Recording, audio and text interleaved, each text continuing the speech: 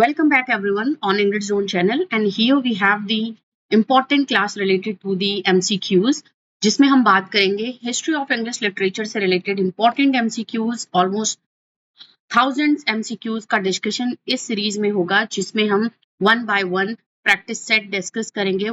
This is the practice set number 1 जिसमें हम बात करेंगे स्टार्टिंग के 100 क्वेश्चंस की जो कि हिस्ट्री ऑफ इंग्लिश लिटरेचर से होंगे, तो वो स्टार्टिंग के एराज से रिलेटेड होंगे आप सभी एस्पिरेंट्स के लिए। तो यहाँ पे हम ओवरऑल सभी राइटर्स को डिफरेंट एराज से और इसके साथ ही साथ इम्पोर्टेंट वर्क्स और उस टाइम का क्या सिनेरियो था वो MCQs के माध्यम से हम यहाँ पे डिस्कस करेंगे। So get ready for this important session related to history of English literature thousands MCQ series and this is the first practice set for you all guys who are preparing for the English literature examination. So moving on to the very first question, here we have this is the question very क्योंकि हम starting से discussion कर रहे हैं तो हम पहला question जो होगा वो ओल्ड इंग्लिश लिटरेचर से लेकर के चलेंगे। तो यहाँ पे है the old English period is also known as. Important question है तो जो भी बहुत इजी क्वेश्चंस हैं उनको हम थोड़ा सा जल्दी डिस्कस करेंगे। This is the answer option B. Option B को आंसर हम टिक करेंगे। Anglo Saxon period is the. Number second question को देखेंगे। Old English literature was written primarily in which language. आपको बताना है किस लैंग्वेज में लिखी गई है। जो भी लिटरेचर उस टाइम पे लिखे जाते थे, Latin, Norman French, old English या है मिडिल इंग्लिश, तो हम बात करेंगे ऑप्शन सी की। Option C would be the answer, correct answer of the question number 2। क्योंकि मिडिल इंग्लिश की बात करते हैं तो आप सभी को पता होगा मिडिल इंग्लिश जो लैंग्वेज थी वो चौसर के टाइम पे लिखी जाती थी और उसको आगे हम डिस्कस करेंगे अपने अपकमिंग जो हमारा पार्ट होगा नंबर सेकंड या थर्ड जो हमारा प्रैक्टिस होगा इंग्लिश लिटरेचर से रिलेटेड, उसमें हम डिस्कस करेंगे। तो क्वेश्चन नंबर 2 का आंसर जो है वो ऑप्शन सी है। Next we have the question number 3। The most famous old English epic poem is. We all know option B is the correct answer, Beowulf. इसका आंसर जो है करेक्ट है Beowulf. ये first old English epic poem है जो कि इसका अगर जॉनर की बात करते हैं और इसके स्टाइल की बात करते हैं तो ये एपिक पोएम काउंट होती है और एक वॉरियर की स्टोरी है जो कि वियोल्फ के नेम से इस पूरी पोएम में उसका जिक्र होता है, उसको मेंशन किया गया है, उसका नेम वियोल्फ था तो उसी के टाइटल पे इसका रखा गया है। और आप सभी जानते होंगे कि इसके ऑथर का नोन जो है वो अननोन है, means we do not know who had written this great epic poem of old English period, Beowulf. Okay, next we have the question number, who is the hero of Beowulf? We all know, अभी हमने just बात करी, option D को correct करते हैं। Beowulf, the great warrior. Option D is the correct answer. Question number 4. Now we move on to the question number 5, and the question number 5 is who is considered the father of English literature? यहाँ पे option already दिया गया है तो पूरा mix up होगा इस question को। का आंसर ऑप्शन सी है, जियोफ्री चौसर। देखिए जो भी डिस्कशन हो रहा है क्वेश्चंस का आप सभी एस्पिरेंट्स के लिए, तो ये जरूरी नहीं है कि आपको प्रैक्टिस सेट 1 में सिर्फ ओल्ड इंग्लिश या मिडिल इंग्लिश पीरियड से ही क्वेश्चंस आएंगे। कहीं से भी हम रैंडम क्वेश्चन को एक तरीके से मिक्सअप करके लेके चल रहे हैं।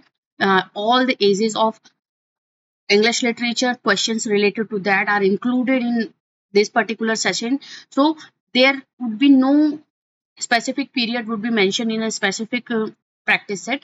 So it is questions related to all the ages and all the writers we have included in each and every practice set.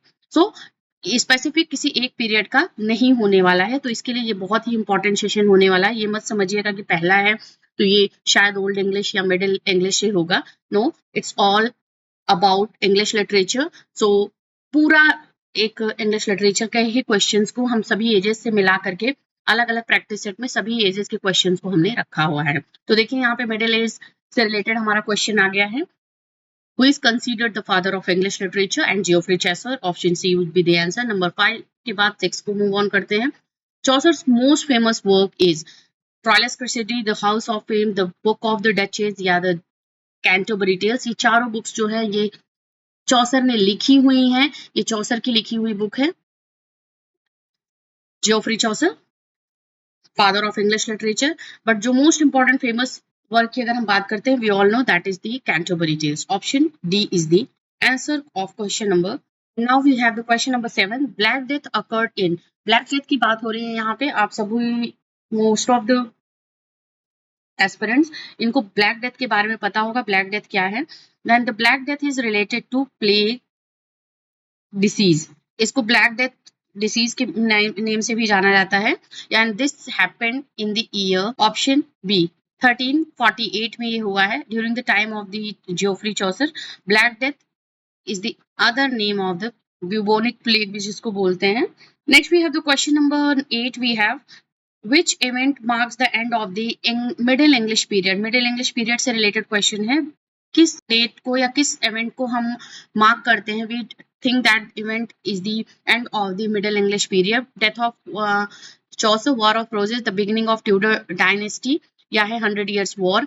Option C is the correct answer. Beginning of the Tudor dynasty, known as the end of the Middle English period. Okay, in English literature. Number 9 question we have here. Beowulf fights all of the following except. Beowulf की जो fight होती है वो इन चारों options में किसके साथ नहीं होती? इसका आंसर आपको देना है. We have the options here and option अगर हम देखते हैं यहाँ पे तो बहुत इजी आंसर इसका है. ऑप्शन डी हमारा करेक्ट आंसर होगा, क्योंकि सैटर्न का जो डिस्क्रिप्शन आपको देखने को मिलता है वो हमारा देखने को मिलता है पैराडाइज लॉस्ट में. ग्रैंडेल, ग्रैंडेल्स मदर और ड्रैगन के साथ में बियॉल्फ की फाइट होती है. अगर आपने ये पोयम को पढ़ा होगा then you can come to know that this is the option number D. Saturn was not mentioned in the Beowulf poem, epic poem Beowulf, but all these others, option A, option B, and option C, are mentioned in this poem. And so Beowulf fights all of the following except Saturn. Option D is the correct answer. Number 10, we have the question. What is the name of the Mead Hall in Beowulf? Mead Hall जो है वो Beowulf में उसका name क्या है? आपको answer देना है. हेरोथ, कैमलॉट, एडोरस या वल्लाहल्ला. ऑप्शन ए हेरोथ, जहां पे ये किंग हॉर्थेंजर का जो प्लेस है ये एक सेंट्रल सिंबल है. This is the symbol of power, prosperity of the Danish kingdom under the king Heorot. Okay, Hrothgar का जो किंगडम है उसका ये सिंबल है. एक मेन हॉल जो है वो वहां पे लोग, ग्रैंड हॉल है जहाँ पे गैदर होते हैं जो वॉरियर्स होते हैं अपने सेलिब्रेशन के लिए, अपने उनकी दावत होती है वहां पे. तो this is the main hall in Beowulf, that is Heorot. Next, number 11 question. The frame narrative of the Canterbury Tales involves. The frame narrative of the Canterbury Tales जो है वो knights on a quest, monks debating ideology, या pilgrims telling a story, या scholars composing poetry. Option C है, क्योंकि ये जो framework है, अगर इस स्टोरी का हम देखते हैं, this is the story जहाँ पे 29 pilgrims का एक pilgrimage के लिए they are going for a pilgrimage and they are on their way to the pilgrimage to the Canterbury Tales. They are telling their life experience to one another pilgrims. तो इसमें जो frame narratives की अगर हम बात करते हैं तो इम्पोर्टेंटली जो मुख्य इसका नैरेटिव क्या है इस पोएम का, कैंटरबरी टेल्स का, that is the pilgrims telling stories. देखिए यहाँ पे जो क्वेश्चन होना चाहिए यहाँ पे कंप्लीट होना चाहिए, इनकम्प्लीट ये दिया गया है. But here would be the question इस तरीके से होना चाहिए.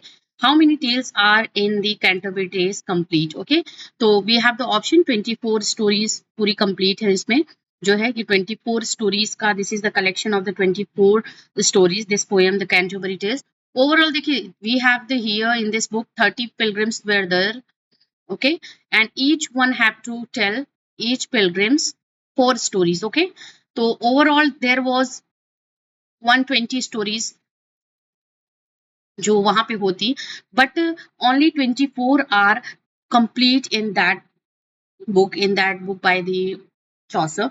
और 24 स्टोरीज को ही मेंशन किया गया है, जो बताया गया है अलग अलग जो पिलग्रिम्स थे उनकी स्टोरी को यहाँ पे डिपिक्ट किया गया है, इस पे नरेट किया गया है by the great writer, father of English literature Joffrey Chaucer. तो आप एक चीज माइंड में लेकर के चलो कि 4 stories each pilgrims has to tell, had to tell, but only 24 were complete, and out of 30 pilgrims each one has to tell 4 stories. So total number of stories would have it, if it was narrated by each of the pilgrims, then it would have had 120 stories, but now we have the only 24 complete story in the work. of Geoffrey Chaucer. Number 13, we have which language heavily influenced Middle English vocabulary? Greek, Celtic, French या संस्कृत है? Option C French language को influence किया गया है, यहाँ पे ज्यादा influence हुआ है इंग्लिश vocabulary में, मिडिल इंग्लिश में vocabulary में. Next number 14 question, Middle English is characterized by, option B correct करेंगे, influence of from Old Norse and normal French. Middle English को अगर हम कैरेक्टराइज करते हैं तो फ्रेंच इन्फ्लुएंस का जो एक इम्पैक्ट पड़ा है all the writers of the Middle English era, specifically we talk about Geoffrey Chaucer. So this is the things that influence the Middle English literature and influence from Old Norse and Norman French. Number 15, Pierce and Plowman is an examples of allegorical poem है ये, और ये example of है, मैं यहाँ पे already आपको answer दे चुकी हूँ, तो दो, so the answer would be option B. Now we have the correct answer, option B. 16 number question, the dream vision structure is prominent in. The dream vision structure का prominence किस work में देखने को मिलता है? तो यहाँ पे हम बात करेंगे ऑप्शन बी की ही बात करेंगे, Piers and Plowman, William Langland का ये वर्क है, William Langland. This is the work, and this is the dream vision allegorical poem written by William Langland. We know that poem by the name of Pierce and Plowman. Next, number 17 question. The Old English poetic tradition was mostly preserved through.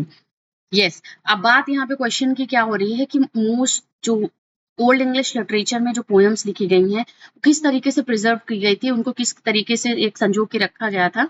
तो अगर हम बात करते हैं option A है oral recitation के through, क्योंकि उस टाइम पे प्रिंटिंग प्रेस का जो एक इन्वेंशन था वो नहीं हुआ था, and because of that orally transmit किया जाता था पोएम्स को बाय वन टू अनदर. तो यहाँ पे ये था कि वो पोएम एक तरीके से, इसीलिए ये होता था ना कि उस टाइम पे who had written this poem, who is the writer of this poem, वो चीजें पता नहीं होती थी. एंड few other examples, जैसे कि बात करते हैं जो कि मैन्युस्क्रिप्ट्स में लिखी गई हैं पोएम्स, उनका पता होता था कि किसने लिखा हुआ है. बट मोस्ट ऑफ दी जो ओरल ट्रेडिशन की वजह से, ओरल रेसिटेशन की ट्रेडिशन की वजह से पोएटिक जो फॉर्म था इंग्लिश लिटरेचर का वो प्रिजर्व किया गया है. तो ऑप्शन ए को हम करेक्ट करेंगे. Number 18, we have Old English riddles were primarily found in the Junius Manuscript, Exeter Book या Cotton Library या Lindy's Plain Gospels. Option B correct होगा, Exeter Book. ठीक है, Exeter Book में जो रिडल्स थे ओल्ड इंग्लिश टाइम के, जो कहानियां, जो एक तरीके से जो ओरल ट्रेडिशन का एक कल्चर था उस टाइम पे, वो यहाँ पे रखा गया था. तो Exeter Book में उसका मेनली वो मिलता है old English riddles. Okay. Number 19, what emotion is typically expressed by the speaker in elegiac poetry? देखिए क्वेश्चन बहुत ही इजी क्वेश्चन, अच्छा क्वेश्चन है. तो elegiac पोएट्री में जो एलिजी रिलेटेड पोएट्रीज होती हैं उसमें किस तरीके के मूड को डिस्क्राइब या इमोशंस को डिस्क्राइब करता है, नरेट करता है एक पोएम, पोएट जो होता है. तो आपको यहाँ पे ऑप्शन सी को करेक्ट करना होगा, grief and longing. Okay, grief and longing, option C, मतलब एक दुख, कष्ट को व्यक्त करते हुए ये पोएम्स लिखी जाती थी. ऑप्शन सी को हम करेक्ट करेंगे. Number 20, we have the question, what does elegiac refer to in poetry? फिर से यहाँ पे देखिए वही सेम क्वेश्चंस को दो तरीके से पूछ लिया गया है विथ different options. तो what does elegiac refers in poetry?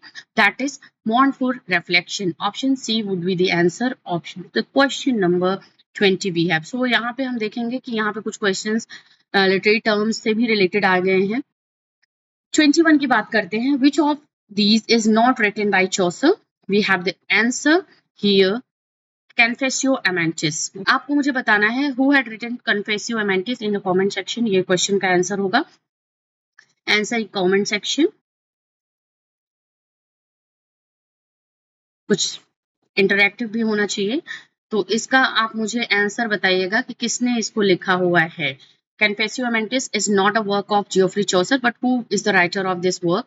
किसने इसको लिखा है वर्क को? आपको इसका आंसर कमेंट सेक्शन में देना होगा. Number 22, Chaucer's influence is most strongly seen in English Romanticism, Victorian poetry, Elizabethan drama या later narrative poetry. We have the correct answer, option C, D. Later narrative poetry में Chaucer का influence जो है वो ज्यादा देखने को मिलता है. Elizabethan drama was not influenced by because Chaucer had not written drama. Victorian poetry, you cannot say this because Victorian poetry was basically related to the time of the situation of that time of the things. And English Romanticism, you obviously say that is related to the nature and all. So the correct option and the better option would be the option number D, later narrative poetry. Next, number 23 question. How many major Old English poetic manuscripts survive? Old English manuscript, जैसे मैंने आपको starting में question में बताया था कि old English time में किस तरीके का ट्रेडिशन था, that was oral recitation tradition. And कुछ मैन्युस्क्रिप्ट्स लिखी गई थी. हाउ मेनी मेजर इसमें बताया गया है, वही पूछा जा रहा है. How many major old English poetic manuscript survive? We have the option 2, 3, 4, 5. Option C is the correct answer. 4 manuscripts were survived during the time of the old English period. Junius manuscript, Exeter book, Vercelli book and the Beowulf manuscript. ये हैं 4 manuscripts जो कि survives हैं, जो कि लिखे गए हैं. बाकी अदर जो पोएम्स लिखी गई उस टाइम पे वो क्या है, वो ओरल फॉर्म में है. बट इन मैन्युस्क्रिप्ट्स में जो पोएम्स लिखी गई हैं, they all are still surviving. Next, number 24 question. The Junius manuscripts contains mainly. अब यहाँ पे अलग अलग मैन्युस्क्रिप्ट, जैसे बियोल्फ में देखिए, पहले in Beowulf manuscript you will see the epic poem Beowulf of the old English period. And यहाँ पे जूनियस मैन्युस्क्रिप्ट्स की बात में हो रही है कि what was exactly in that manuscript. Historical accounts, biblical poetry, war songs या lyrical ballads. Option B, biblical poetry was mentioned in that, was contained in that manuscript in Junius manuscripts. You will see biblical poetry in that. We all poetry, this is very important question we have here. Beowulf manuscript is also known as Noble Codex, Alfred Chronicle, Ecclesiastical Codex या है Northumbrian Codex. We have the option A, Noble Codex. Beowulf manuscripts को Nobel Codex के name से भी जाना जाता है. And देखिए, बियोल्फ मैन्युस्क्रिप्ट, अगर नोबेल कॉडेक्स की हम बात करते हैं तो दिस इज द मैन्युस्क्रिप्ट जहां पे in which original epic poem, original Beowulf epic poem was contained in this manuscript, and this is the only surviving copy of the old English poem Beowulf. Okay, ये surviving copy है जो कि we have still here in this age. That is the Beowulf manuscript, and उसमें poem mentioned है, Beowulf poem जो great epic poem है, उसको contain किया गया है. और यही सिर्फ एक surviving copy है जिससे उस टाइम के ट्रेडिशन, उस टाइम के कल्चर के बारे में हमें पता चलता है through the poem of Beowulf, किस तरीके से पोएम्स को लिखा जाता था. Next, number 26 question. The Vercelli book was discovered in. Vercelli book जो है, वो जो एक मैन्युस्क्रिप्ट है ओल्ड इंग्लिश टाइम का, वो कहाँ डिस्कवर किया गया है? जैसे हमने बताया आपको कि 4 मैन्युस्क्रिप्ट्स बेसिकली थे ओल्ड इंग्लिश पीरियड पे, they are still surviving. And जिसमें Junius manuscript, Exeter book, Nowell codex and साथ ही साथ यहाँ पे वेरिसेली बुक की बात हुई है. तो ये जो डिस्कवर किया गया था ये इटली में मिला है, ये ठीक है, नॉर्थन इटली की लाइब्रेरी में ये मिला गया है. बाकी बियोल्फ मैन्युस्क्रिप्ट्स की हम बात करते हैं तो बियोल्फ जो मैन्युस्क्रिप्ट था वो आपका मिला है ब्रिटिश लाइब्रेरी में, और एक्स्टर बुक भी जो है वो कैथेड्रल लाइब्रेरी में मिला गया है. जूनियस मैन्युस्क्रिप्ट को बोडेलियन लाइब्रेरी से लिया गया है, वहां पे वो सर्वाइविंग कॉपी उसकी अवेलेबल थी. तो बेसिकली बात करते हैं तो Vercelli book was discovered in Italy, Beowulf manuscript was discovered in British Library. Okay, जिसको हम नोबेल कोडेक्स के नेम से भी जानते हैं. Number 27. The Exeter book is believed to have been compiled in which century? We have the answer. Option C, 10th century is the correct answer. Exeter book is one of the also old surviving Old English period manuscript. Okay. 28, we have the majority of Old English manuscripts were produced by. Option A, warrior, farmers, monks या nobles. Option C, monks. ठीक है, monks के through ये produce की गई है, जो उस टाइम पे monks हुआ करते थे, उन्होंने इसको प्रोड्यूस किया, एक कंपाइलेशन इसका बना करके मैन्युस्क्रिप्ट के वे में उसको सर्वाइव, उसको रखा था, उसको अभी तक they are still surviving. Next, number 29. John Dryden's heroic drama is exemplified in Hind and Panther Absalom, Achitophel या है Aurangzeb, Dunshed. Option D, C is the answer. Heroic drama is work of John Dryden, which one is Aurangzeb. Number 30, we have Dryden's Absalom, Achitophel is a comedy, pastoral poem, pastoral work या political satire in verse या है tragic romance. Option C is the answer. Political satire in verse ये poem है, work लिखा है John Dryden ने. Absalom and Achitophel is the name of the work. 31, we have John Milton's famous poem, epic poem is, we all know that is the Paradise Lost. Without any doubt, we have the answer. Baki sabhi, these all are the 4 works of the John Milton we have, but the epic poem we have in English literature, that is the greatest epic poem still surviving, that is John Milton's Paradise Lost, which is the subject matter of the justifying the ways of God to men. Next, number 32, we have the question Paradise Lost was first published in. We all know the question of the answer of this question, number C, option C, and you have to tell me the when the second edition of this work was published with 12 books. ये तो 10th book के साथ में publish हुई थी in 1667. Option C is the correct answer. पहले इस question की बात कर लेते हैं, देन हम मूव करेंगे आंसर क्वेश्चन दूसरे क्वेश्चन की तरफ. बट उससे पहले you all have to tell when the second edition of the Paradise Lost with its complete book, 12 book appeared or published. You have to tell the year of that when in which it was published in 12 books. So comment section में answer इसका करिएगा. Number 33, restoration period began इन. देखिए question सभी eras से almost हमने अभी तक cover कर लिया. जो स्टार्टिंग के हाफ ऑफ द एराज है उससे हमने बात कर ली है अभी तक. तो अभी आगे क्वेश्चंस और भी आपको मिलेंगे, इंपॉर्टेंट और interesting questions. So the restoration period began with the accession of King Charles II, and that was the year option 1660. Option B is the answer of the question. And यहाँ से ही drama को फिर से revive किया जाता है, जो कि 1642 में एक तरीके से प्यूरिटन्स के थ्रू बैन कर दिया गया था. रेस्टोरेशन जब हुआ इंग्लिश लिटरेचर में, किंग चार्ल्स सेकेंड जो फ्रेंच से बहुत ज़्यादा इन्फ्लुएंस थे, after that in that year, in that particular year, drama was also survived. Next, number 34 question, the restoration marks the return of the. अभी हमने बात की थी यहाँ पे किसकी रिटर्न की का मार्क है.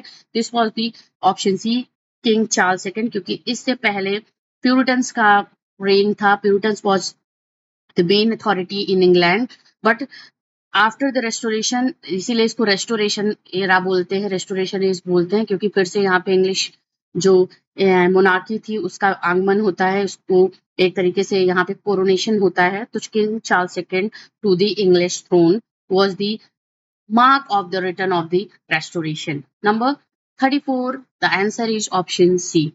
Number 35, we have the 18th century is often referred to the age of. Obviously, we have the great era.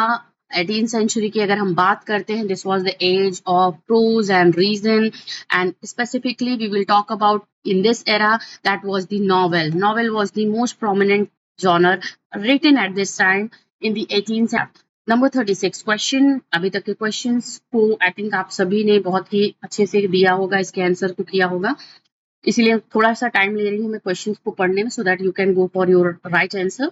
Daniel Dafoe Robinson क्रूजो is considered one of the first modern detective novel, psychological thriller, adventure novel या gothic novel.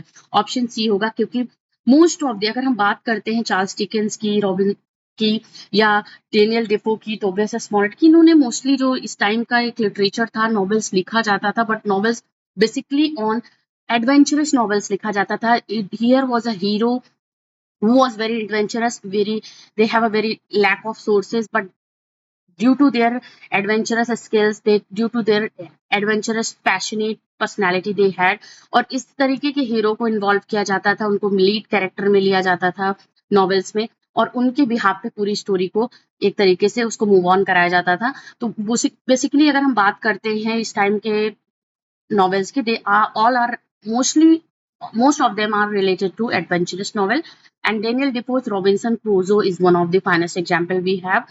And Charles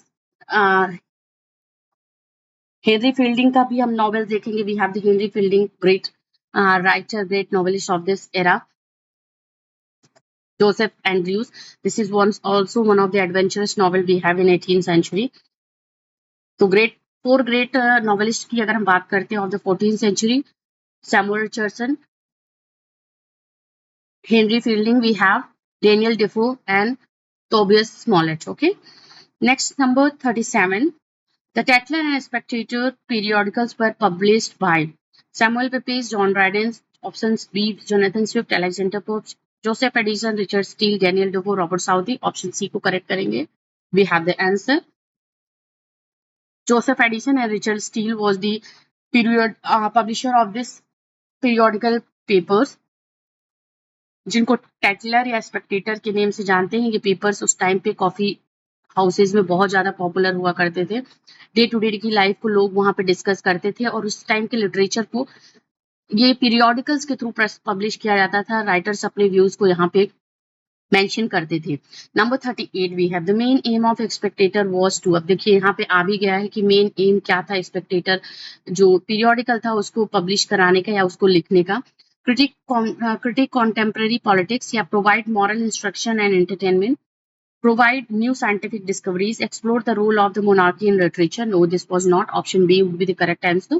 Provide moral instruction and entertainment to the periodicals. That's why they were published at this time.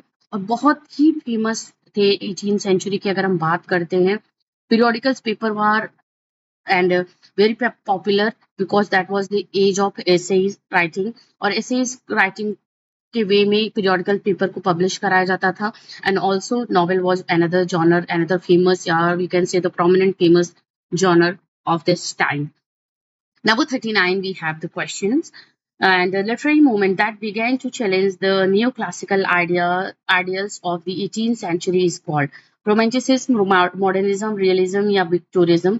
तो अगर हम बात करते हैं that is the option A correct answer होगा क्योंकि after the 18th century there was a thing that happened in English literature और in word that was romanticism. That was the thing.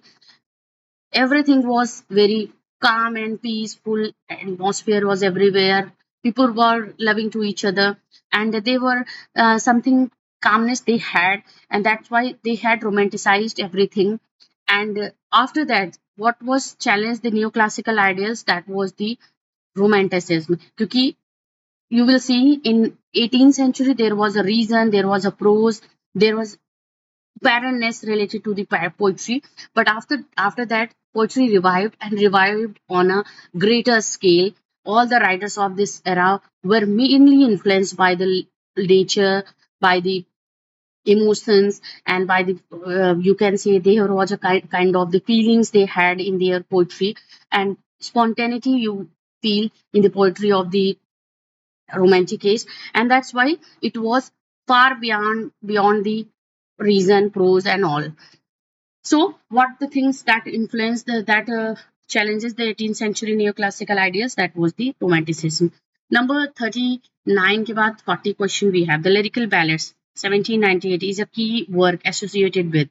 Yes, lyrical ballads की बात करते हैं. This was the work of the great romantic poet William Wordsworth and S.T. Coleridge. अगर हम इसकी बात करते हैं तो this was work associated with the romantic moment. Enlightenment की बात नहीं होगी, neoclassical satire की बात नहीं होगी, the rise of novel की बात नहीं होगी, because they all are related to the 18th century.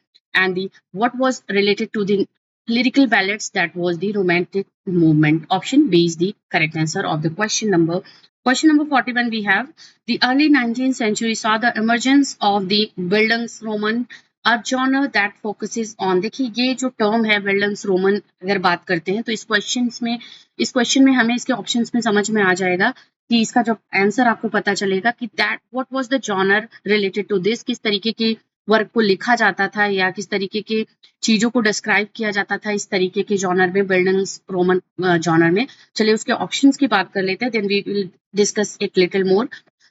This genre focuses on the tragic hero's fall, the moral and psychological growth of a character, या है a hero's journey to fame या political revolution. तो यहाँ पे option B होगा, the moral and psychological growth of a character. Option B को correct करेंगे. देखिए Bildungsroman की बात करते हैं, this genre is this is a literary term, you can say this, and ये फोकस करता है basically on the development of the psychological development and the moral development of the protagonist. जो प्रोटैगोनिस्ट होता है उसका किस तरीके से डेवलपमेंट होता है from the childhood to his adulthood. And एक तरीके का ये है, क्या है, what is related to self discovery.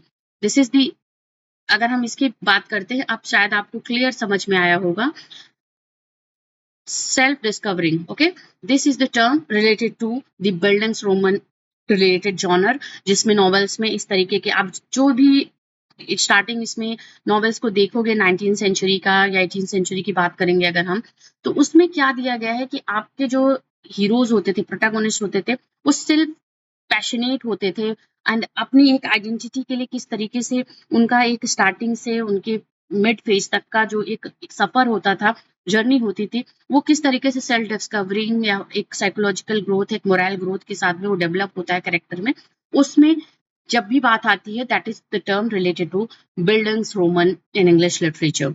So that is mainly focuses on the moral and psychological growth of a protagonist or a character from childhood to his adulthood. Next, number 42 question: who is considered the father of English novel due to the works like Pamela and Clarissa? देखिए यहाँ पे ऐसे नहीं दिया गया है कि who is considered the father of English novel. अगर यहाँ पे we have the work mention of the important novelist that era, तो यहाँ पे अगर हम बात करते हैं, यहाँ पे मेंशन हो गया है उस राइटर का, उस ऑथर का या उस नॉवेलिस्ट का work, so we will identify that author और उसी पे हम कैरेक्टर होंगे। जब लोग बोलते हैं Henry Fielding is the father of English novel, but यहाँ पे हमने बात कर ली है कि किस work, due to work like Pamela and Clarissa, तो obviously Samuel Richardson, option C को हम करेक्ट यहाँ पे करेंगे। Correct answer is option C, Samuel Richardson, जिन्होंने ये वर्क लिखा है पामेला एंड क्लैरिसा। पामेला की बात करते हैं तो जोसेफ एंड्रूज इज दी एक तरीके का कॉपी है पामेला का। और फादर ऑफ इंग्लिश नॉवेल की बात करते हैं, अगर यहाँ पे सिर्फ क्वेश्चन होता who is consider the father of English novel, तो हम हेनरी फील्डिंग को करेक्ट करते, बट यहाँ पे वर्क्स को दे दिया गया है, वर्क्स का नेम मेंशन किया गया है उस ऑथर के, तो we will not ignore this work and we will go with this work and for the right answer, and that is the Samuel Richardson. Number 43, Victorian poetry was often more concerned with personal emotions and romantic ideals, yeah, exploration of human condition and social reform, nature's beauty in a naturalistic sense, yeah, glorification of war and empire. Option B is the correct answer. देखिए हमने question यहाँ पे Victorian poetry से भी discuss कर लिया इस first ही session में, फर्स्ट जो प्रैक्टिस सेट है आपका, तो आप समझ सकते हो कि किस तरीके के क्वेश्चंस को हमने ओवरऑल इंक्लूड किया हुआ है इस वर्क, इतनी सेशन में जो हमारा 1000 क्वेश्चंस का एमसीक्यूज होने वाला है। वन बाय वन हम अलग अलग जो प्रैक्टिस सेट है उसमें हम डिस्कस करेंगे। तो विक्टोरियन पोएट्री की बात कर लेती हैं। ऑफिस मेनली जो कंसर्न है वो किससे है, exploration of human condition and social reforms, because that was the age of the industrial revolution had happened, and that was the age when world war had there was a social unrest, that and there was a corruption, there was everything prevailed in the Victorian era, and because of that जो rich हैं वो जो poor है उनको exploit कर रहे हैं, उनको कम वेजेस पे रख रहे हैं। तो इस तरीके के यहाँ पे बात हुई है किस तरीके से ह्यूमन कंडीशंस और सोशल रिफॉर्म में लिखी जाती थी इस टाइम की पोएट्री। तो ऑप्शन हम यहाँ पे करेक्ट जो करेंगे वो ऑप्शन बी को करेक्ट करेंगे। Okay, next number 44 we have the question, which of the following work by Charles Dickens critiques the effect of the industrialization on society? देखिए इंडस्ट्रियलाइजेशन की अभी मैं बात कर रही थी, this was the age of Victorian age, was the age of industrialization revolution, scientific revolution and social exploitation, social reform, human conditions was very low, poorers were very poor and that was the thing. Charles Dickens का जो effect है किस work में, जो industrialisation को effect को दिखा रहा है, Oliver Twist, David Copperfield, Bleak House या Papers, Pickwick Papers. Option C को हम यहाँ पे करेक्ट करेंगे, Bleak House was related to the things which in which industrialization, effect of industrialization was discussed in the work of the Charles Dickens, and that work, that novel was Bleak House. Option C को हम यहाँ पे correct करेंगे, option C. Now we have the question number 45. We have Virginia Woolf is best known for her work in poetry and dramatic plays, modernist fiction and feminist themes, political commentary and historical novels, या writing biographical essays about the other are no, that is the option B is the correct answer. Modernist fiction and feminist themes के बारे में Virginia Woolf ने अपने works में, अपने literary career में लिखा हुआ है. And we have the for example, अगर हम बात करते हैं वर्जीनिया वुल्फ की, she is one of the great modernist writer we have, and basically ये stream of conscious related works को लिखा करती थी, novels को लिखा करती थी. And we have the Mrs. Dalloway, To the Lighthouse and A Room of One's Own. ये बहुत ही important work है वर्जीनिया वुल्फ का, A Room of One's Own, जिसमें उन्होंने एक लेडी के बारे में, अपनी एक कॉर्नर, उसका जो घर में एक कॉर्नर होता है उसके बारे में उन्होंने बात करी है. बहुत ही एक फेमिनिस्ट थीम्स के साथ में फेमिनिस्ट वर्क है जो ये वर्जीनिया वुल्फ ने लिखा हुआ है. तो बेसिकली जो हम बात करते हैं कि why she is famous in 20th century, she is famous because of the modernist fiction and feminist themes used by her in her work, in her literary careers, in her novels specifically. So Mrs. Dalloway, To the Lighthouse and A Room of One's Own are the few most important works written by Virginia Woolf. We have the next one, the 46th, the T.S. Eliot's poem, The Wasteland, is often cited as a defining work of Romanticism, Post-Romanticism, Modernism, yeah, Victorian realism. This is related to option C, Modernism. एक modernist, modern barrenness के बारे में Wasteland बात करता है. So we will categorize this work as a modern barrenness. So we will categorize this work as a modernistic work we have of T.S. Eliot. That is the poem The Wasteland. Next we have the question number 47. The Great Gatsby by F. Scott Fitzgerald critiques American dreams and the pursuit of wealth, political corruption, the failure of the French Revolution, the effect of industrialization on society. So this work is related to the American dream and the pursuit of wealth. Wealth, किस तरीके से धन कमाया जाता है, wealth को कमाया जाता है, और एक अमेरिकन ड्रीम्स के बारे में, अमेरिकन के ड्रीम्स के बारे में इसमें बात हुई है. Next we have the question number 48. E.M. Forster's novel A Passage to India explores the tension between British colonists and native Indians. Obviously बिना किसी बात के ऑप्शन ए को ही हम करेक्ट करेंगे क्योंकि दूसरे पे जाने का कोई मतलब नहीं है.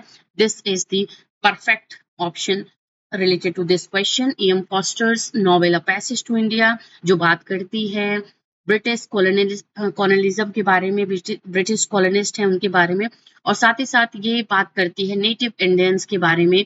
This is the work. We have the answer of question number 48, that is option A. Next we have the question number 49. Literary non-fiction includes works that blend factual content with the artistic narrative techniques, rely solely on factual reporting without any creative or subjective input, focus on fictionalized retelling of historical events, या reject any form of narrative structure in favor of pure analysis. देखिए, आपको fiction non fiction पता होगा. Fiction is related to which is in which imaginary और fictional story और in a kind of man made stories told in that work, जो की बात होती है फिक्शनल वर्क की बात करते हैं. There is a kind of imaginary story which we talk about, and non-fictional work is related to true events, and जो आप आंखों देखी इवेंट्स के बारे में बात होती है या किसी ऐसे एक्सपीरियंस है जो जहाँ पे आपने उसको फील किया हो, that is non fiction work की कैटेगरी में आते हैं. तो अगर हम बात करते हैं तो यहाँ पे ऑप्शन ए करेक्ट होगा.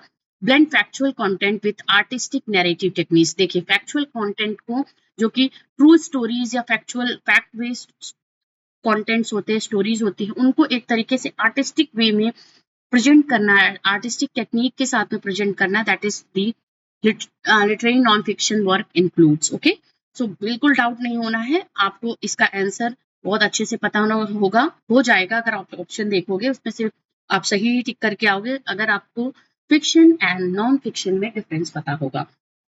Now 49 we have 50 question we have the hard part हमने यहाँ पे इस 50 questions के साथ में अभी तक कवर कर लिया है। फर्स्ट प्रैक्टिस सेट का आउट ऑफ 1000 questions।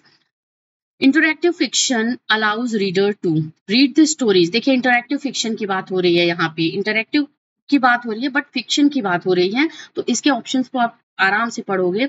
वो क्या अलाउ करता है रीडर्स को? Read the story in a liner fixed manner, control the action of characters and influence the story outcome, engage with the story through the series of lectures and discussion, या focus on academic analysis of the plot। तो इसका जो हम correct करेंगे वो B को correct करेंगे। Control the action of characters and influence the stories outcome. जो इंटरैक्टिव फिक्शंस होते हैं, देखिए यहाँ पे क्या होता है, फिक्शन होगा तो ऑब्वियसली एक इमेजिनरी स्टोरी को बताया जाएगा, लेकिन यहाँ पे क्या होता है कि आप जो इंटरैक्टिव की बात करते हो तो इंटरैक्टिव मतलब ये वन वे नहीं होता है कि सिर्फ राइटर ने कुछ लिख दिया आप उसको सच में मान गए। यहाँ पे क्या होता है कि आप भी अपना एक व्यू पॉइंट ऑफ व्यू रखोगे उस स्टोरी को कि यहाँ पे क्या होना चाहिए, यहाँ पे ये एक्शन हीरो का नहीं होता तो इसका रिजल्ट कुछ और ही होता है इस स्टोरी में। That is called the interactive fiction, जहाँ पे रीडर्स जो होता है वो खुद अपने आप को अलाउ करता है कि आप किस तरीके से, राइटर जो होता है उसने तो लिख दी आपकी स्टोरी, बट रीडर का क्या होता है वहां पे वो अपनी बातों को या अपनी चीजों को वो रख के अपने वे एक, there is a kind of analysis done by the reader himself and he will analyze the story and he will control the action of the hero of the character and that will result in a different outcome।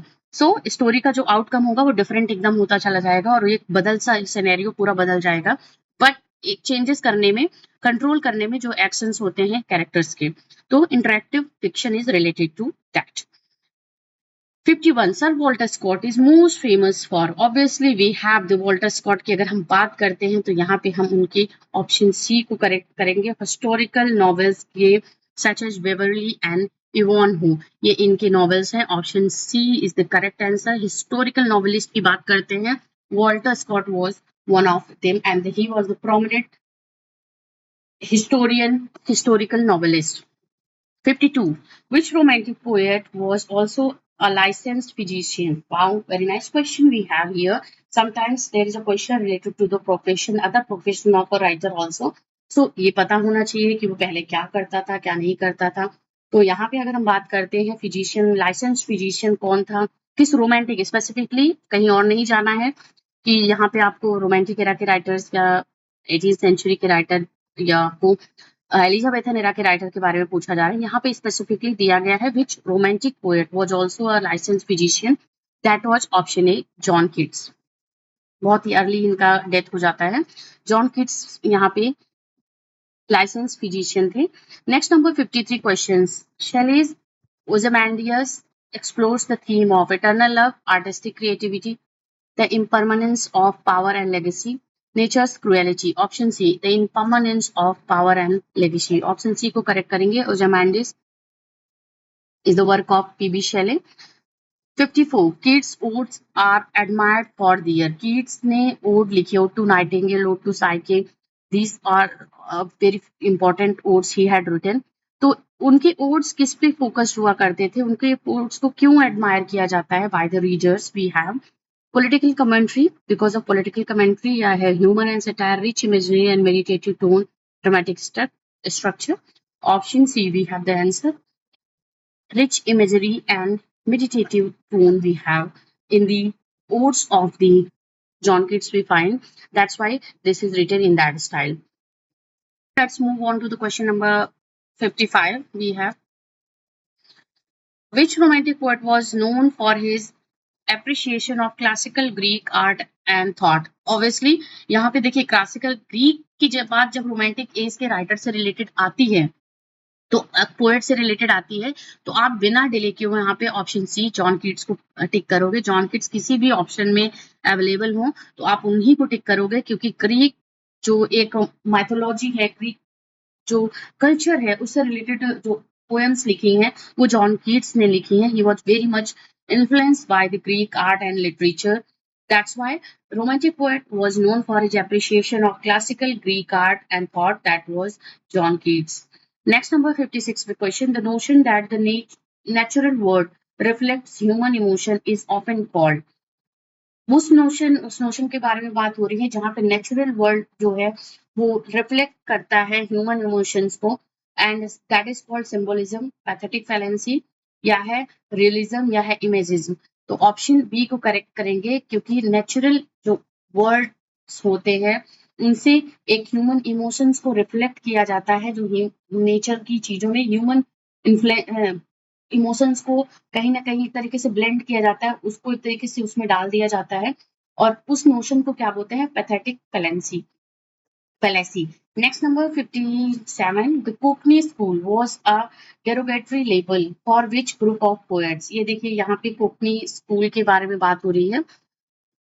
इससे पहले आपको answer समझने से पहले आपको कोकनी क्या है उसके बारे में समझना होगा। कोकनी स्कूल है एक तरीके से डेरिवेटरी जो रिमार्क या लेबल दिया जाता है कुछ ग्रुप ऑफ पोएट्स के लिए कि because there work is not at that level, उनके वर्क को उस तरीके से नहीं अप्रिशिएशन दी गई है कुछ लोगों के थ्रू, एंड स्पेसिफिकली जो ब्लैकवुड मैगजीन की उसमें रिव्यू किया गया था इनके वर्क को, तो उनको ये एक तरीके से रिमार्क दिया गया था कोकनी स्कूल, जिसमें बात की गई कि their work is not at that level. और ये basically 19th century, late 19th century के पोएट्स के बारे में बात हुई है, और उसमें जो आते हैं जो विच ग्रुप ऑफ पोएट्स आते हैं उसमें ऑप्शन बी को हम करेक्ट करेंगे। ये है कीट्स, जॉन कीट्स, लेन हंट, या है यहाँ पे हैजलिट। तीनों के बारे में बात होती है। स्पेसिफिकली अगर हम बात करते हैं तो ये लेन हंट के बारे में ज्यादा बात होती है यहाँ पे। तो option B is the answer of the question number 57. Number 58 we have, which romantic poets were most strongly anticipates the Victorian focus on social reform? किसके रोमांटिक पोएट्स को अगर हम बात करते हैं तो स्ट्रांगली एंटिसिपेट कर रहा है विक्टोरियन फोकसेस को, सोशल रिफॉर्म को?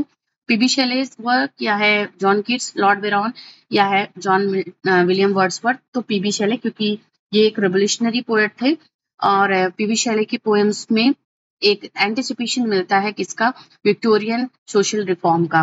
Number 59, Adonais is an elegy poem written by Shelley for obviously John Keats is the answer. Option D को हम टिक करेंगे यहाँ बिना किसी अदर ऑप्शन पे जाए हुए। ऑप्शन डी होगा। ये एक तरीके से ट्रिब्यूट था, एलेजिक पोएम है जो कि पीबी शेले ने जॉन कीट्स के लिखा है।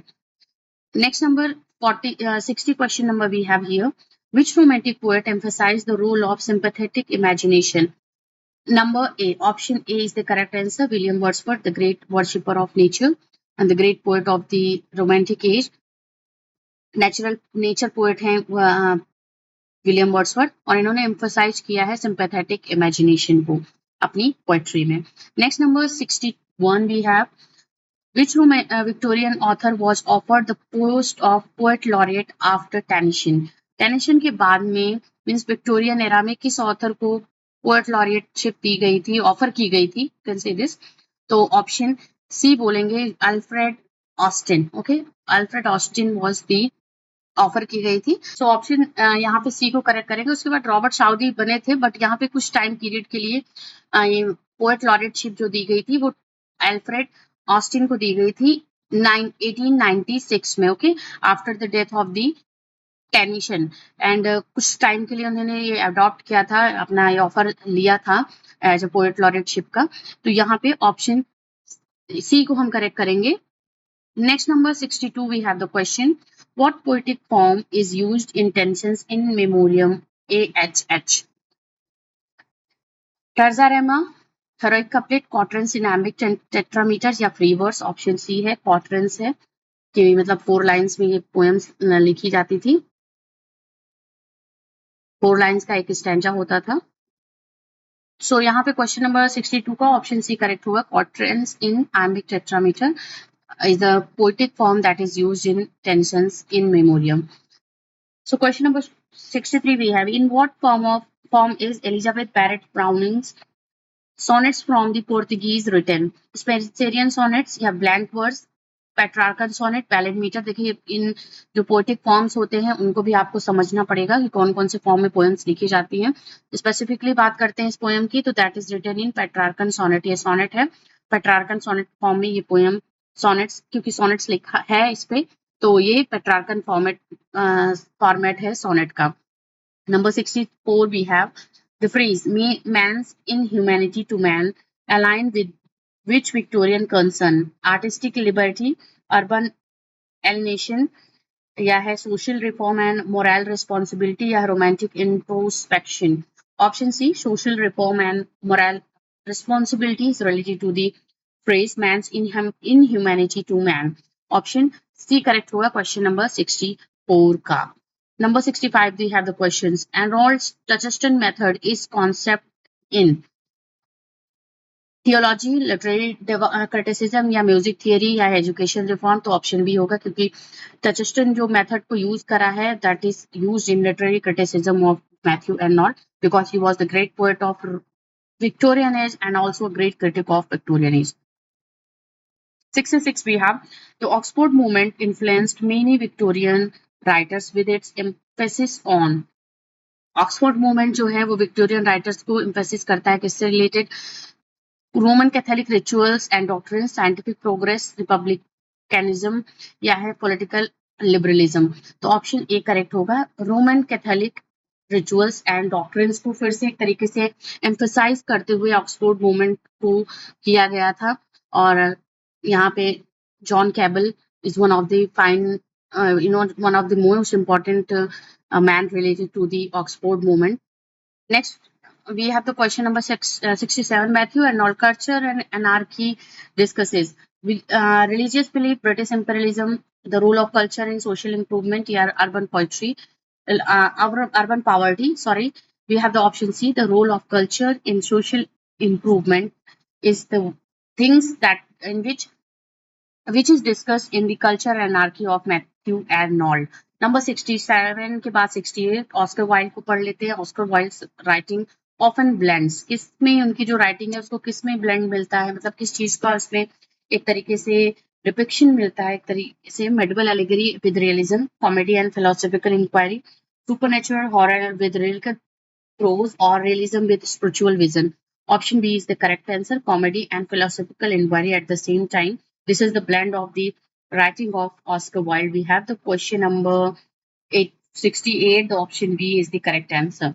Number 69 we have who is the protagonist of the Tess of the Arbor Village. बहुत ही easy question है, easy and answer. Tess the Arbor Village is the correct answer of the question number 69. Tess of the Urbervilles ये किसका work है? इसका answer मुझे comment section में चाहिए आप सभी एस्पिरेंट से. So please go for the right answer. Who is the novelist of this work? Tess of the Arbor Village. Next, number 670 question we have. The which poet wrote The Cry of the Children, a protest against child labor? Child labour के against ये protest है, तो obviously अगर हम इसकी बात करते हैं तो कोई विक्टोरियन एरा का ही राइटर होगा. So option B is the correct answer, Elizabeth Barrett browning.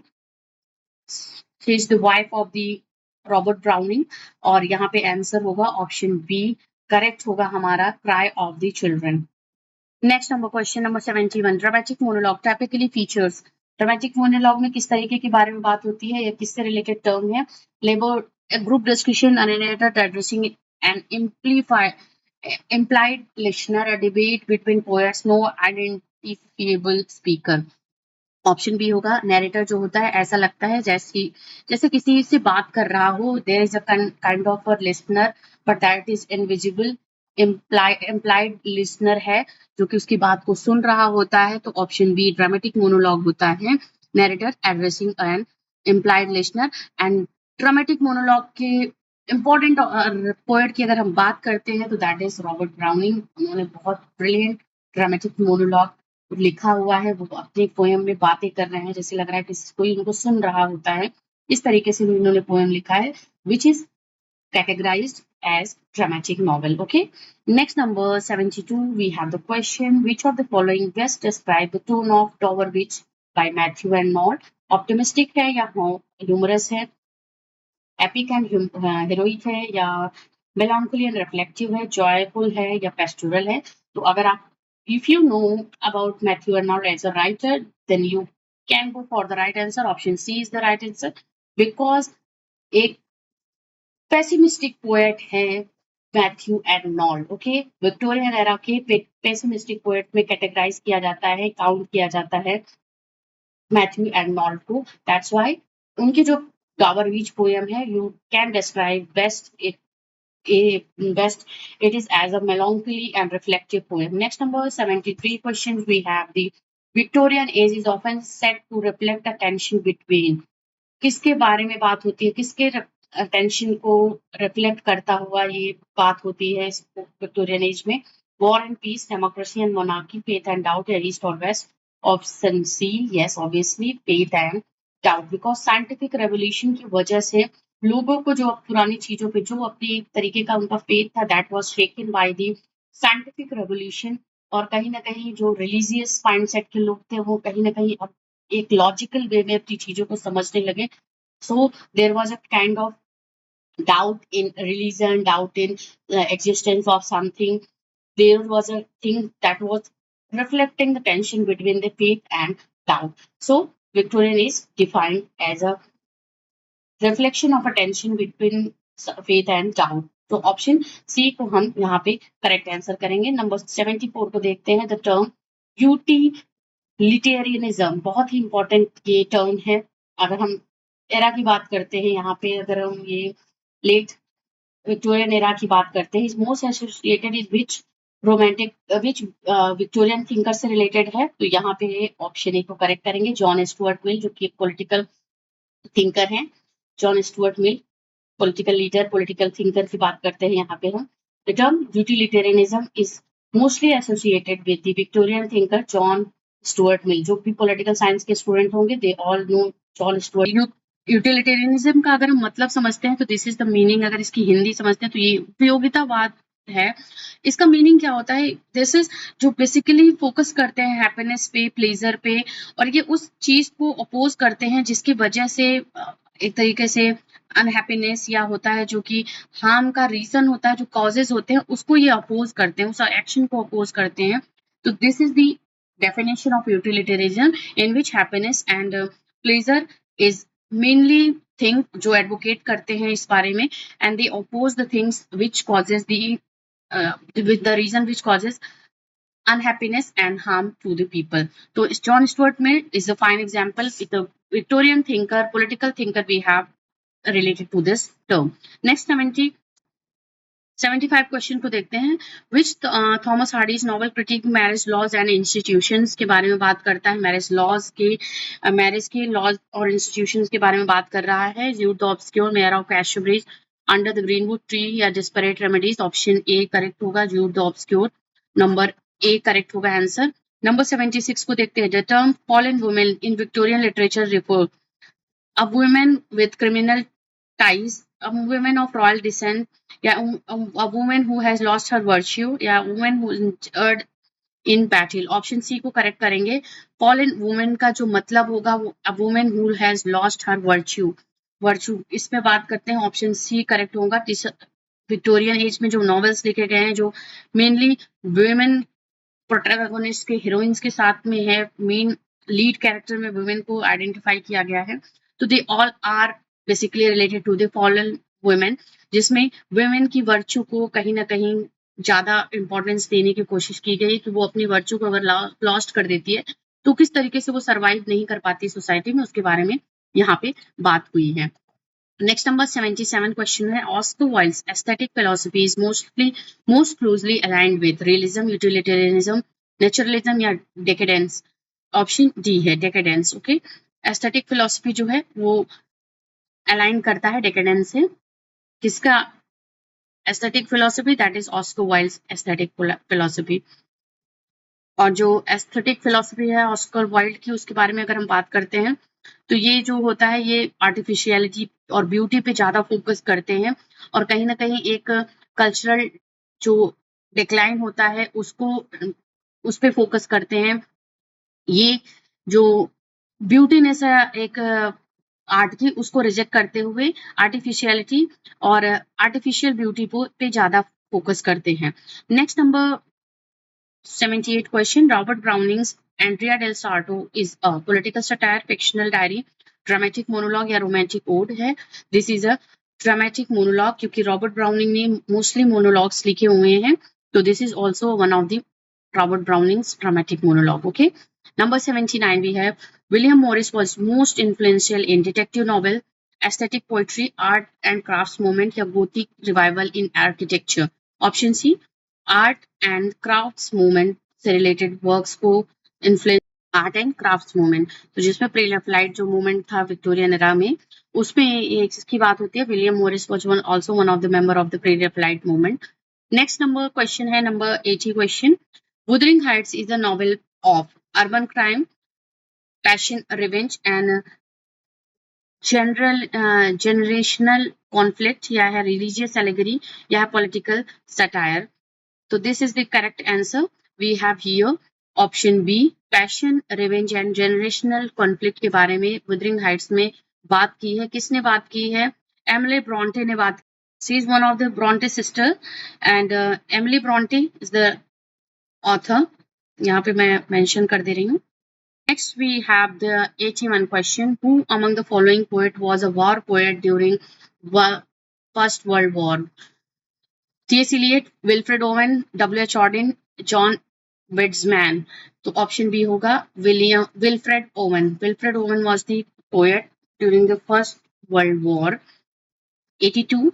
Which novel by D.H. Lawrence was banned for obscenity in Britain until 1960? 1960 तक ये obscenity की वजह से किसके नॉवेल को बैन किया गया है? D.H. लॉरेंस के किस वर्क को बैन किया गया है नॉवेल को? Rainbow, women in love, Lady Chatterley's lover, sons and lovers, या option C is the answer, Lady Chatterley's lover is the novel that was banned for obscenity in Britain until 1960.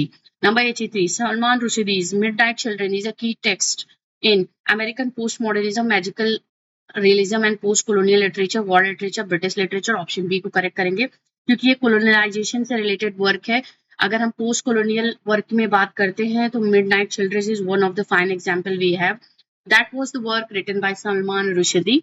तो option B is the correct answer. Correct answer of 83 question. Number 84.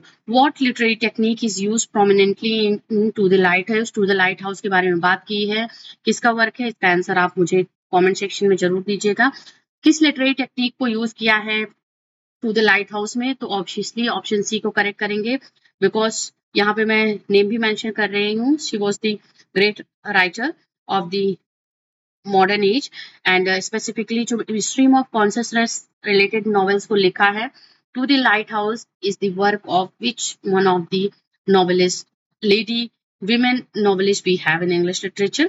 So किस literary technique को use किया गया है prominently to the lighthouse में? That is the stream of consciousness technique is used by that particular writer। 85. Doris Lessing's The Golden Notebook is a landmark in post-colonial literature, feminist fiction, surrealist prose या historical biography। तो feminist fiction के बारे में Doris Lessing ने लिखा है The Golden Notebook। 86. Who wrote Lord of the Flies and won the Nobel Prize in Literature in 1983? Important question है, बहुत ही फेमस वर्क है। इसके राइटर को पूछा जा रहा है। The writer who wrote Lord of the Flies। बहुत ही अच्छा वर्क है ये। तो ऑप्शन बी को करेक्ट करेंगे, William Golding is the answer. Okay, William Golding को करेक्ट करेंगे। Option B is the correct answer of 86 number question. Lord of flies is related to the William Golding. और यहाँ पे देखिए एक क्वेश्चन और बन रहा है कि नोबेल प्राइज विलियम गोल्डिंग को लॉर्ड ऑफ फ्लाइज के लिए किस ईयर में मिला है? तो दैट वाज द ईयर 1983। 87 को देखते हैं। Who authored things fall apart 1958, a cornerstone of African literature in English। तो इसमें ऑथर का नेम आपको देना है। पोलसोइन का चिनुआ अचाबे, वेन ओप्रे या विया वाटिंगोंगो। Option B is the answer. We have Chinua Achebe is the correct answer. Things Fall Apart 1958 work है, अफ्रीकन लिटरेचर से रिलेटेड है, अफ्रीकन राइटर ने इसको लिखा है and its name was Chinua Achebe. Next number 88 question. The God of small Things एक Indian literature से related question आया है। 1997 का वर्क है ये। Which won the Booker Prize and was written by. God of small things 1997 का work है। इसने बुकर प्राइज भी जीता हुआ है। इस वर्क ने आपको ऑथर का नेम बताना है। बिना किसी डिले के हम यहाँ पे करेक्ट करेंगे। Arundhati Roy is the correct answer of the question number 88। Next number 89 question. Midnight Children is essential centered on the historical event of Midnight Children की बात करते हैं तो ये किस पे historical event की बात हुई होगी. If you all know the answer तो फटाक से आप आंसर, अगर आपने पढ़ी है इस बुक को आपने तुरंत आंसर देना है इसका. ये है इंडिपेंडेंस ऑफ इंडिया से रिलेटेड है. जिस मिडनाइट को इंडिपेंडेंस हुआ है इंडिया का उसमें एक लड़के की कहानी यहाँ पे इसको बताया गया है कि किस तरीके से उसके अंदर एक पावर आती है. उसमें सलमान रुश्दी ने मिडनाइट चिल्ड्रन में ये चीज को लिखा है और किस हिस्टोरिकल इवेंट पे लिखा है. ये सेंटर मतलब इस स्टोरी का जो सेंटर है वो किस हिस्टोरिकल इवेंट पे हुआ है तो वो इंडिपेंडेंस ऑफ इंडिया पे है. नेक्स्ट नंबर 89 के बाद 90 क्वेश्चन है. The narrator of midnight children who is born at midnight of the on August 15, 1947 is Saleem Sinai, Adam अजीज या है आदम सिनाय या सिवा. तो ये है पहला आंसर, सलीम सिनाय इज द करेक्ट आंसर. एक मुस्लिम लड़का होता है जो कि उसका बर्थ जो होता है 15 अगस्त 1947 को होता है और उसी में जब ये पार्टीशन होता है इंडिया का, सॉरी इंडिपेंडेंस मिलता है और पार्टीशन होता है तो उसमें उसको एक पावर जो बाय बर्थ उसको मिलती है. तो उसमें जो बात हुई है तो जो इसका नरेटर जो है वो सलीम सिनाय है. Option A correct. देखिए क्वेश्चन नंबर 91 को थोड़ा समझिएगा. The phrase Pinteresque typically refers to. ये जो क्वेश्चन है ये मॉडर्न एज से रिलेटेड हमारा क्वेश्चन है. ये हमारा मॉडर्न एज से रिलेटेड क्वेश्चन है. तो यहाँ पे बात टाइपिकली ये किससे रेफर करता है, मेलोड्रामेटिक एंडिंग को रेफर करता है या कॉमेडी ऑफ मैनर्स को, मिस्टीरियस डायलॉग एंड मिनासिंग साइलेंस को रेफर करता है, या है आपका ये लिरिकल मोनोलॉग को रेफर करता है. तो ऑप्शन सी को हम करेक्ट करेंगे यहाँ पे. देखिए इसमें अगर हम बात करते हैं तो व्हाट इज दिस, पिंटरेस्ट क्या है, या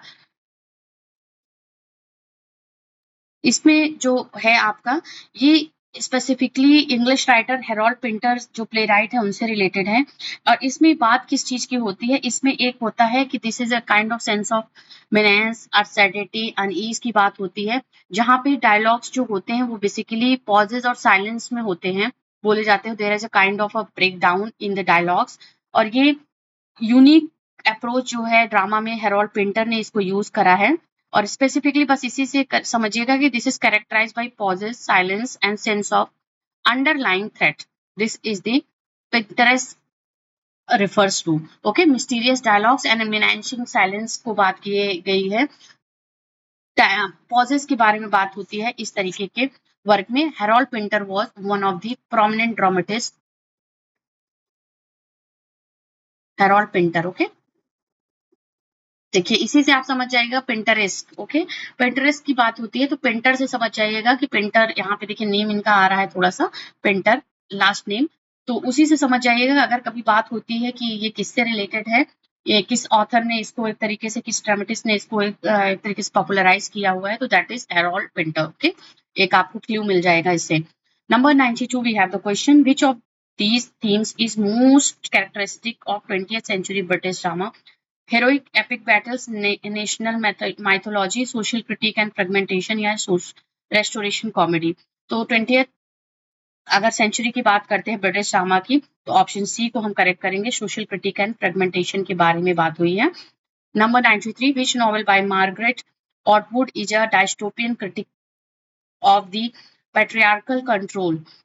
इनका dystopian critique patriarchal control novel कौन है, मार्गरेट एटवुड का, ठीक है, जो कि मॉडर्न एंड पोस्ट मॉडर्न इससे रिलेटेड ये क्वेश्चन है. एलियस ग्रेस, रॉबर्ट ब्राइड, या है एडिबल वुमेन, या हैंडमेड्स टेल. ऑप्शन डी है. ऑप्शन डी करेक्ट है. Handmaid's Tale is the patriarchal control dystopian critic novel by Margaret Atwood. Next number 94, The Life of Pi. बहुत important question है. Yann Martel's what serves as a primary symbol of belief and storytelling? A desert, an island, या life boat with a tiger, या ruined city. आप सभी ने life of pi movie भी देखी होगी. तो ये जो इसका एक पिक्चर का जो आप पोस्टर भी देखते हो या बुक का पोस्टर देखते हो तो उसमें जो है लाइफ बोट के साथ में टाइगर है. तो ऑप्शन सी को करेक्ट करेंगे. Option C is the correct answer. Life of Pi by Yann Martel's जो कि primary symbol of belief and story telling का है वो lifeboat with a tiger का है।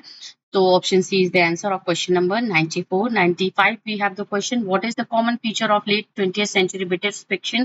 ब्रिटिश फिक्शन का 20th century, late 20th century का क्या इंपॉर्टेंट कॉमन फीचर है? बिना आंसर पढ़े हम आपको multicultural perspectives and identity politics के बारे में बताएंगे। Option B is the correct answer of the question number 95. 96 we have, which of the following authors is known for dirty realism and minimalist prose? तो ये dirty realism और minimalist prose के बारे में किस राइटर को जाना जाता है? Option C is the correct, Raymond Carver. Okay, Raymond Carver, जो कि यहाँ पे हम बात करते हैं कि ये मॉडर्न एज से रिलेटेड, पोस्ट मॉडर्न एज से रिलेटेड राइटर्स हैं। Next number 97, which British playwright is known for his comedy of menace? तो अभी हमने बात की थी comedy of menace, option B को करेक्ट करेंगे। जहां भी बात होगी कॉमेडी ऑफ फिनेंस की तो दैट इज रिलेटेड, ये हेरोल्ड पिंटर का जो वर्क है द बर्थडे पार्टी, उसमें ये यूज हुआ है इसको करते हुए। एक थ्रेट, कॉमेडी ऑफ थ्रेट की बारे में बात हुई है। There is comedy of fear menace को अगर हम बात करते हैं तो बर्थडे पार्टी इज जो आपने वर्क पढ़ा हुआ है, क्लिप लिखा, ये है, ये इसी से रिलेटेड है। 97 के बाद 98 को देखते हैं क्वेश्चन। Tom Stoppard, Rosencrantz and Guildenstern are dead is a post modern retelling of the. देखिए पोस्ट मॉडर्न ये वर्क है जो कि रिटेलिंग किसकी है? बिना किसी डिले के ऑप्शन डी को करेक्ट करेंगे। आप सभी जानते हो ये कैरेक्टर जो है हैमलेट प्ले में डिस्क्राइब्ड है, रोजेनक्रेट्ज एंड गिल्डस्टन। तो यहाँ पे ये वर्क है लिखा हुआ है टॉम स्टैफोर्ड ने Rosencrantz and Guildenstern are dead. This is a postmodern retelling of Hamlet. 99 we have the question. Graham Swift's Waterland blends history with science fiction, personal and familial narratives, crime thriller या war memoir. Option B is the correct answer. We have the personal and familial narratives के बारे में Waterland में बात की है Graham Swift के।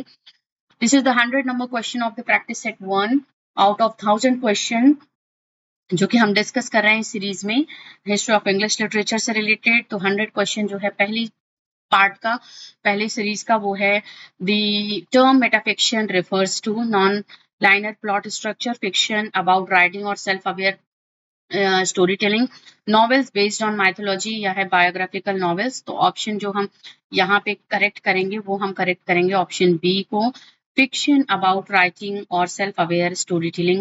Metafiction is related to that. This term is related to fiction about writing or self-aware storytelling. So this is the first part of the history of English literature series, जिसमें हम 1000 question discuss करेंगे। 100 question आज के इस पहले part में, पहले practice set में हमने डिस्कस किया है। नेक्स्ट प्रैक्टिस सेट 2 होगा हमारा, जिसमें हम 101 से लेकर के 200 क्वेश्चन तक डिस्कस करेंगे।